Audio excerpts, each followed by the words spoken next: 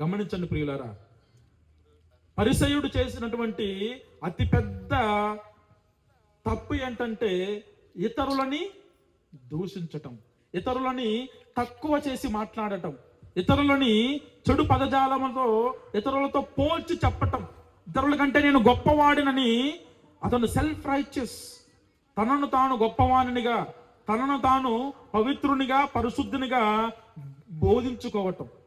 దేవుని దగ్గరకు వచ్చి తన గొప్పల గురించి తాను చెప్పుకుంటున్నాడే తప్ప తాను నిజమైనటువంటి వినయము, విధేయత కలిగినటువంటి వాడు కాదు ఈ పరిసయ్యుడు.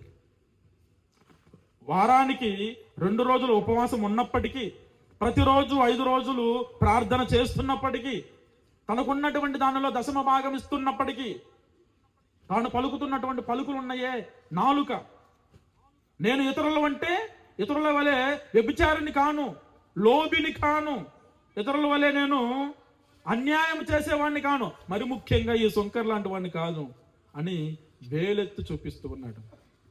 ఇది పరిసయ్యుడు చేసినటువంటి అతి గొప్ప పాపం.